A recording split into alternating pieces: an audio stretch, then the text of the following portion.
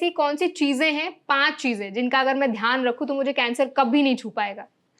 सबसे पहले आपको, जैसे मैंने कहा, आपको लाइफस्टाइल सुधारनी है। लाइफस्टाइल में जो इम्पोर्टेंट 5 चीजें हैं जिससे आपको परहेज करना है, सबसे बड़ा परहेज ये करना है कि आपको मोटा नहीं होना है, ओबेसिटी नहीं होनी चाहिए। तो पहला ये है कि आपका वजन नहीं बढ़ना चाहिए। इसके लिए आपको रेगुलर फिजिकल एक्सरसाइज। दूसरा, जो 4 चीजें सबसे खराब है उनसे हमें बचना है। सबसे पहली, तम्बाकू किसी भी हालत में इस्तेमाल नहीं करना है। दूसरा, अल्कोहल दूर रहना है पूरी तरह से। तीसरा, इन्फेक्शन नहीं होने देना है। इन्फेक्शन नहीं होने देने का तरीका है, जितना हमारा वैक्सीनेशन शेड्यूल है बचपन से लेके आगे तक का, उसको हमें स्ट्रिक्टली फॉलो करना है। चौथा, इन्फेक्शन होने से बचना है। वैक्सीन वाले तो मैंने वैक्सीन से कंट्रोल कर लिया है, बट जो बिना वैक्सीन के हो रहे हैं, हवा खा के, पानी खा के, खून चढ़ा के, उनका मुझे ध्यान रखना है कि वो मुझे ना हो। अगर इन 4 चीज़ों का हम ध्यान रखेंगे, 5 चीज़ों का, तो मुझे लगता है कि हम कैंसर से बहुत हद तक बच पाएंगे। बॉडी में बनता कैसे लीवर कैंसर, कैसे शुरुआत होती है उसकी? कैंसर की, पूरे कैंसर की शुरुआत जो है वो एक ही सिस्टम से होती है। बहुत सिंपल सिस्टम है। आप बार बार बार बार किसी चीज पे हार्म करोगे। अच्छा। अगर आपको कहीं तो चमड़ी पे रोज चोट हो रही है, आपके चमड़ी की कैपेसिटी है कि वो कल नॉर्मल हो जाएगी, ताकत है अंदर की। मगर फिर भी एक बार ऐसा आता है कि उसकी वो ताकत कमजोर हो जाती है। सो जो सेल है जिसको बार बार हम डैमेज कर रहे हैं, वो कभी न कभी इस वार को झेल नहीं पाता है, इस तलवार को झेल नहीं पाता है, और वह जब उसकी रीग्रोथ होती है सेल की, वो अपना कंट्रोल खो देता है एंड इट बिकम्स अनकंट्रोलेबल। तो उसके कुछ फंक्शन हैं, खास करके वो हर सेल का फंक्शन है कि वो सेल कुछ समय के लिए जिंदा रहेगा, उसके बाद अपने आप चेंज होके वो अंदर से उसका सिस्टम नया हो जाएगा, फिर मरेगा, फिर जिंदा हो जाएगा। तो कुछ समय के बाद ये उसकी कैपेसिटी खत्म हो जाती है।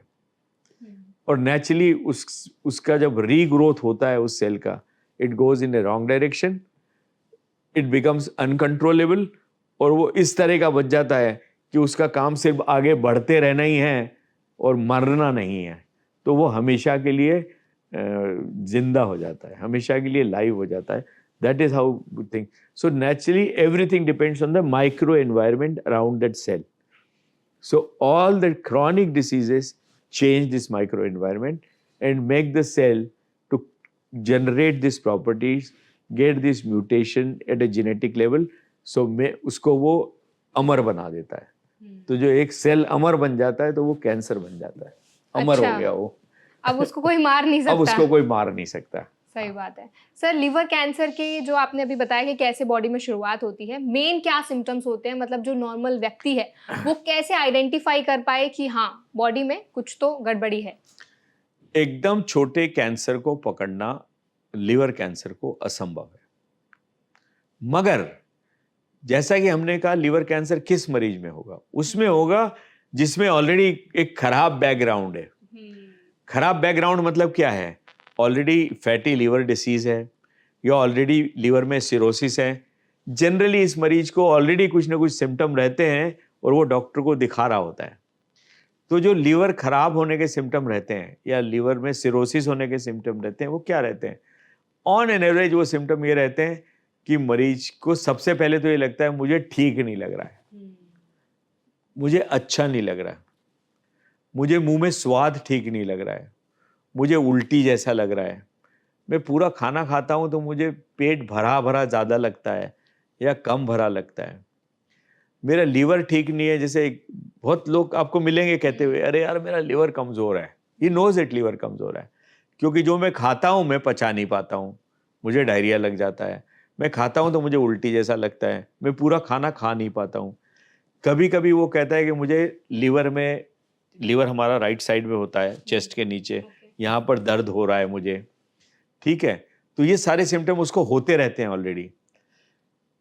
बहुत बार लीवर में प्रॉब्लम होने के कारण व्यक्ति का वजन कम हो जाता है, एक्चुअली वो दुबला हो जाता है। So this symptoms are already happening, और इसके लिए ऑलरेडी मरीज डॉक्टर को दिखा रहा होता है। नेचुरली जब कोई भी मरीज इन सिम्टम के साथ डॉक्टर को दिखाएगा, पहली चीज डॉक्टर आपको लिखेगा ब्लड रिपोर्ट्स, उसमें लिखेगा लीवर फंक्शन टेस्ट। जैसे ही आप लीवर फंक्शन टेस्ट कराएंगे, डॉक्टर आपको बता देगा कि आपके एंजाइम्स ठीक नहीं है, आपको लीवर में कुछ, लीवर आपका ठीक नहीं है बिकॉज आपके एंजाइम्स एबनॉर्मल है। जैसे ही लीवर के एंजाइम पकड़ में आएंगे वो खराब है, दूसरी टेस्ट डॉक्टर बोलेगा आप पेट की सोनोग्राफी करा लीजिए। The moment you do sonography, on sonography, the sonographist will write आपकी लीवर की साइज बदली हुई है, आपके लीवर में लीवर का डेंसिटी बदली हुई है और आपका लीवर खराब है। Then again you go back to the doctor, फिर वो बताएगा अच्छा अब आप सीटी स्कैन करा लीजिए। सीटी स्कैन में आपको फैटी लिवर डिसीज और सीरोसिस का डायग्नोसिस हो जाएगा। कभी कभी डायग्नोसिस के लिए एक इन्वेस्टिगेशन और लिखता है जिसमें सिरोसिस वगैरह जो बीमारी है, दैट इज फाइब्रोसिस। आपने देखा होगा जब जैसे हमारी चमड़ी है, अगर वो जल जाएगी तो वो अलग तरह से एक श्रिंक सी हो जाती है। ये जो श्रिंकिंग टाइप प्रोसीजर है, इसी का नाम है सिरोसिस। तो अब आप समझ लीजिए लीवर में जहां जहां पे इन्फेक्शन हुआ है या फैट हुआ है, वो धीरे धीरे ऐसा श्रिंक हो जाएगा, सिकुड़ता जाएगा, सिरोसिस हो जाएगा। इसको हम फाइब्रोसिस बोलते हैं मेडिकल लैंग्वेज में। एक स्पेशल टेस्ट होता है जिसको कहते हैं फाइब्रोस्कैन। आप फाइब्रोस्कैन करेंगे तो फाइब्रोस्कैन बता देगा आपको सिरोसिस है। ये सारी चीज ऑलरेडी डायग्नोज हो रखी है। नेचुरली अगर ये ऑलरेडी आपको है तो आप बार बार डॉक्टर को दिखाते रहोगे और किसी न किसी सिरोसिस स्कैन में या अल्ट्रासाउंड में डॉक्टर को कोई अलग गठान नजर आ जाएगी जिसपे वो सस्पेक्ट करेगा कि आपको लीवर कैंसर है। तो on an average liver suspect इसी तरह से, लीवर कैंसर इसी तरह से सस्पेक्ट किया जाता है कि कोई आप स्कैन कराते हो, कुछ कर, मतलब ये जो जनरल सिम्टम के लिए आप जब डॉक्टर के पास जाते हो वो आपके लीवर की जांच शुरू करता है। ऑन एन एवरेज आपको बताया जाता है कि आपको लीवर की बीमारी है, फिर वो आपको रिव्यू करने लगता है और फिर आप 2-4 महीने में जाते हैं तो सीटी स्कैन या कुछ कराते हैं तो उसको शंका होती है कि यार नहीं ये एक गठान अलग दिख रही है। Then the doctor suspects that you have liver cancer. Based on that, then you start further investigations. Rarely advanced stage में भी मरीज पकड़ में आता है। जब मरीज को इन छोटी चीजों को वो ध्यान नहीं देता है, डॉक्टर के पास नहीं जाता है, लीवर में मल्टीपल गठाने हो जाती है, पीलिया चालू हो जाता है, वो मरीज दिखाने जाता है डॉक्टर साहब मुझे पीलिया हो गया है। Again you start same investigation, आप लीवर की जांच करते हो, लीवर में आपको गठाने दिखती है and you suspect it to be liver cancer. So journey of diagnosis of liver cancer in a patient with chronic liver disease is easier क्योंकि वो already डॉक्टर को बार बार दिखा रहा होता है। In another patients generally they get diagnosed जब उनको या तो पेट में दर्द होता है बहुत ज़्यादा, लीवर की जांच होती है, गठान बड़ी नज़र आती है, या जॉन्डिस पीलिया हो जाता है, दिखाता है और गठान नज़र आती है। सर जैसे अभी आपने बताया कि कैसे बनता है लीवर कैंसर। लीवर कैंसर की शुरुआत कहीं ना कहीं से तो होती होगी, ऐसा तो है नहीं कि कोई लीवर है वो डायरेक्टली उसमें कैंसर हो जाएगा। क्या ग्रेड्स होते हैं, स्टेजेस होते हैं? स्टेजेस, जी हाँ, स्टेज ये होती है कि भाई कितना बड़ी गठान है। देखो मरीज के लिए 2 ही चीज इंपॉर्टेंट है, गठान कितनी बड़ी है और कहाँ है। Liver is a big organ, 20-25 centimetre का ऑर्गन है। गठान शुरू होगी 1 सेंटीमीटर से। ठीक है, अब वो 1 सेंटीमीटर दाहिनी तरफ है, बाईं तरफ है, ऊपर है, नीचे है, बीच में है, सरफेस पे है, ये सारी चीजें इंपॉर्टेंट है। तो स्टेज जरूरी नहीं है, जरूरी यह है कि उस गठान की साइज कितनी है और वो गठान कहाँ पर है। हाँ, वो गठान कितनी है, 1 है, 2 है, 3 है, 4 है, 10 है। कितनी हो सकती है सर मैक्सिमम? 150, 200, 500 भी हो सकती है। ठीक है, बट मुद्दा यह है कि अगर 4 गठाने हैं और आसपास में बैठी हुई है, उसका इलाज सिंपल है, मैं उतना हिस्सा काट के निकाल दूंगा। अगर 4 गठाने हैं और 4 कोने में बैठी हुई है, मैं काट के शायद ना निकाल पाऊं। सो जरूरी स्टेजिंग नहीं है।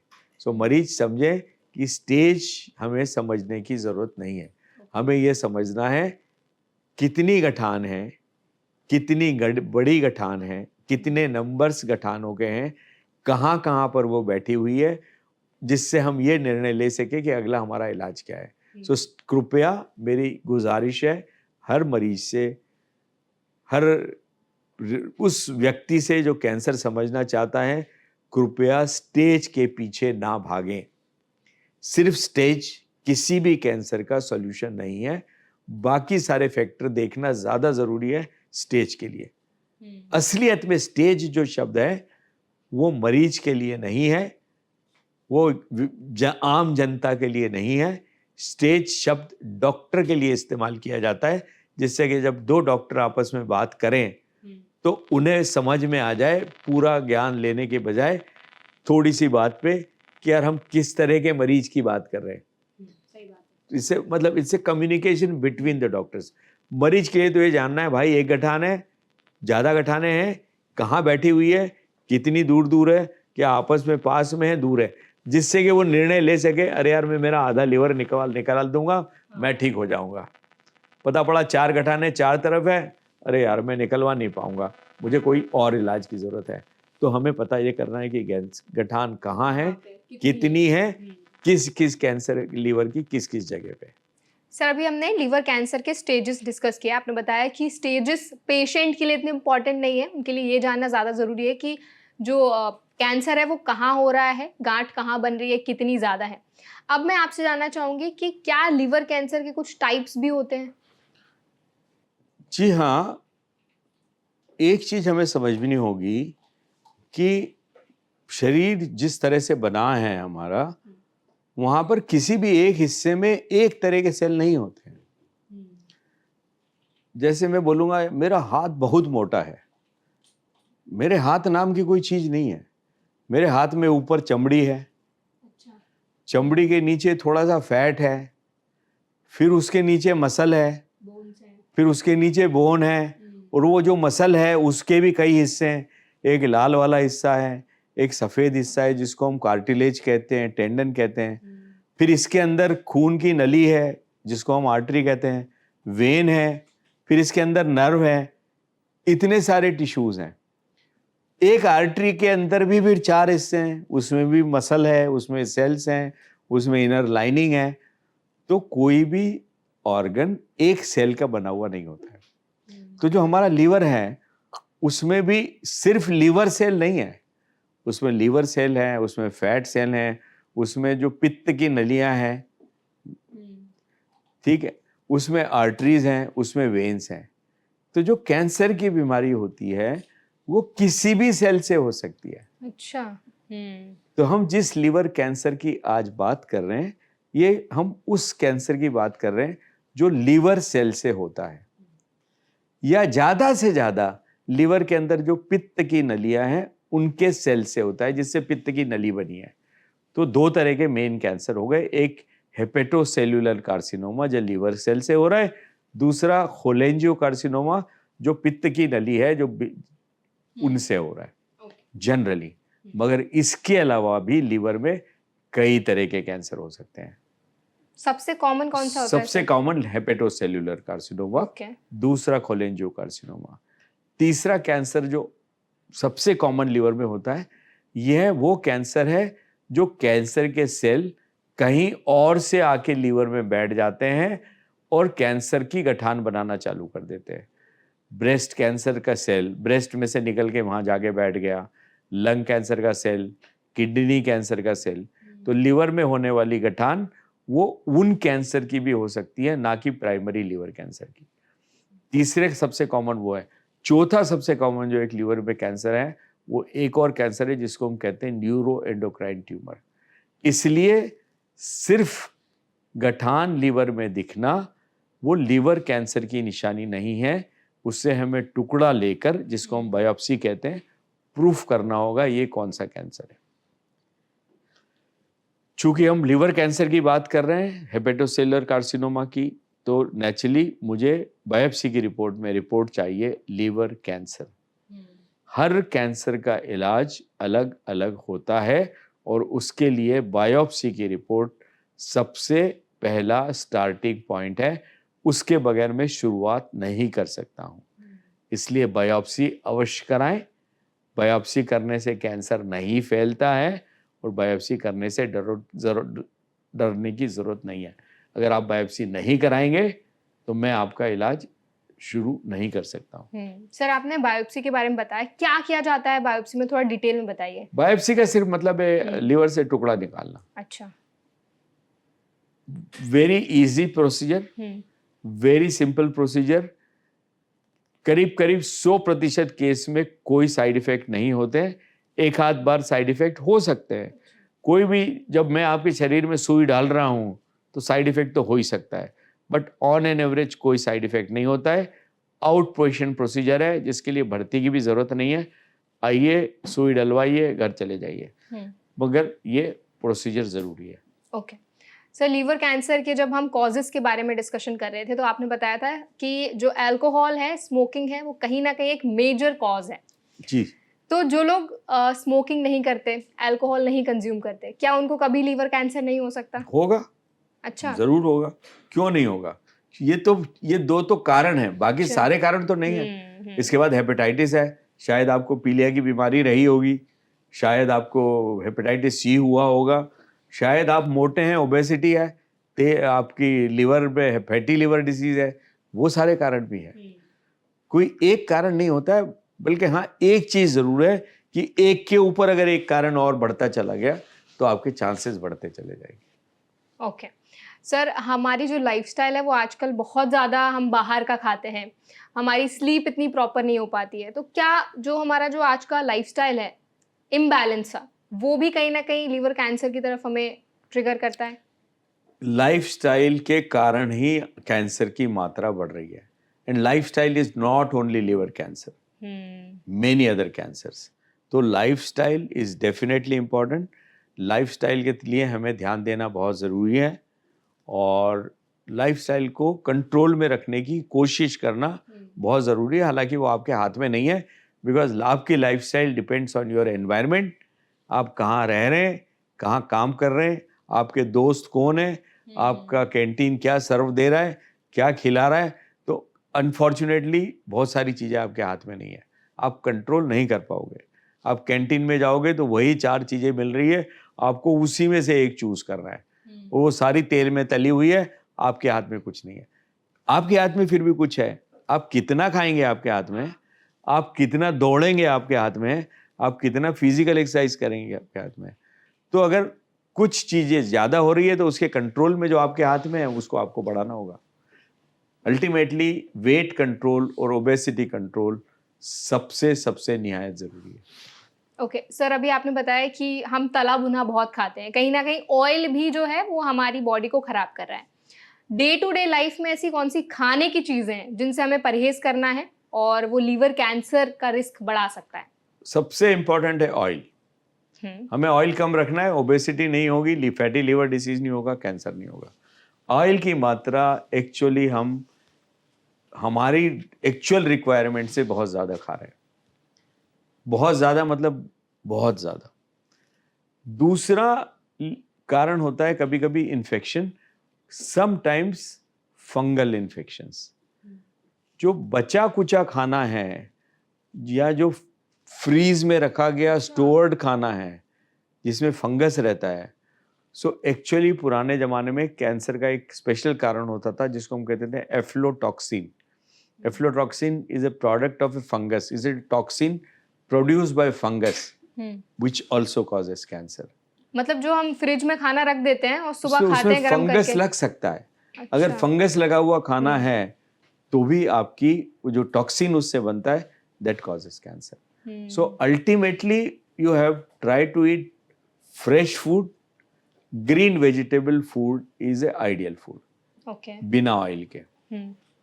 सर जो आपने बताया कि ग्रीन फूड खाना, आई थिंक बहुत से लोग हैं उनके लिए ऐसा हो जाता है, अरे ये तो टेस्ट नहीं होता इसमें। ऐसा भी कुछ होता है कि उनके लिए कुछ टेस्टियर ऑप्शंस भी हो जो हेल्दी हो? Why not, why not. देखो, आपको सामान टेस्टी बनाने के लिए यू कैन यूज, आप नींबू डालिए, सिरका डालिए, आप मिर्ची डालिए, आप धनिया का पाउडर डालिए, आप जीरा पाउडर डालिए, आपको सारी टेस्ट आ जाएगी। सो टेस्ट चेंज करने के लिए फॉर्चुनेटली इंडिया में 1000 चीजें हैं, वेस्ट में कुछ नहीं है। हम बहुत लकी है कि हमारा वेजिटेशन बहुत we have ज्यादा है। everything to change the taste of the food, everything।